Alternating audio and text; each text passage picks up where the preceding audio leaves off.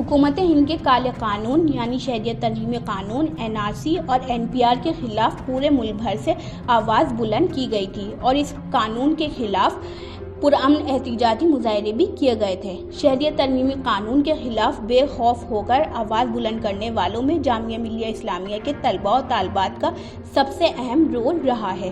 حالانکہ پرامن طریقے سے احتجاجی مظاہرے کرنے پر بھی جامعہ ملیہ اسلامیہ کے طلباء و طالبات کو پولیس نے اپنے تشدد کا نشانہ بنایا تھا، لیکن آج جامعہ ملیہ اسلامیہ کو مرکزی یونیورسٹیوں کی درجہ بندی میں سر فہرست کا اعزاز حاصل ہوا ہے۔ یقیناً یہ بہت ہی خوش آئین خبر ہے۔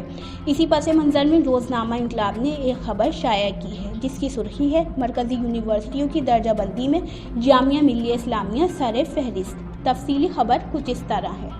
جامعہ ملیہ اسلامیہ نے مرکزی یونیورسٹیوں کی درجہ بندی میں سر فہرست کا اعزاز حاصل کیا ہے۔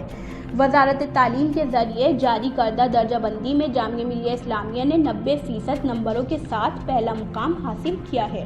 قابل ذکر ہے کہ شہریت ترمیمی قانون کی مخالفت میں جامعہ نے مرکزی کردار ادا کیا تھا، جس کے بعد شرپسندوں نے جامعہ کو دہشت گردی کا مرکز قرار دیا تھا۔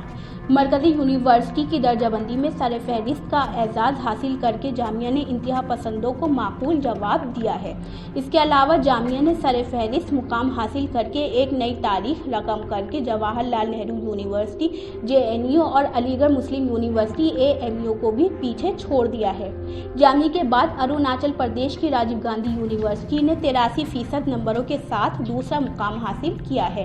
وہیں جواہر لال نہرو یونیورسٹی نے 82% نمبر کے ساتھ تیسرا مقام حاصل کیا ہے اور علی گڑھ مسلم یونیورسٹی نے 78% نمبروں کے ساتھ چوتھا مقام حاصل کیا ہے۔ جامعہ ملیہ اسلامیہ کی vice chancellor professor Najma Akhtar نے جامعہ کی کارکردگی پر خوشی کا اظہار کیا ہے اور کہا ہے کہ ہماری یونیورسٹی کے لیے یہ کامیابی اس لیے بھی گزرا ہے باوجود مرکزی یونیورسٹیوں کی درجہ بندی میں سر فہرست مقام حاصل کر کے ایک تاریخ رقم کی ہے۔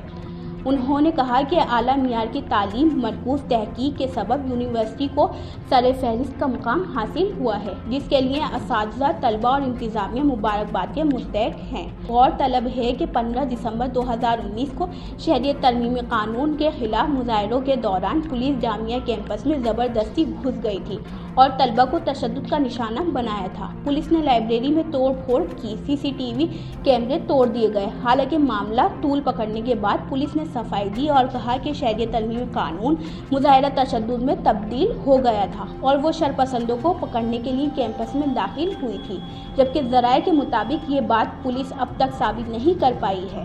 اس ثانی کے بعد سے ہی جامعہ موضوع بحث تھا اور مسلسل انتہا پسندوں کے نشانے پر تھا۔ مرکزی یونیورسٹی کی درجہ بندی میں سر فہرست مقام حاصل کر کے جامعہ نے انتہا پسندوں کو کرارا جواب دیا ہے۔ جامعہ کی بہتر کارکردگی کے لیے اساتذہ، طلباء اور انتظامیہ مبارکباد کے مستحق: پروفیسر نجمہ اختر۔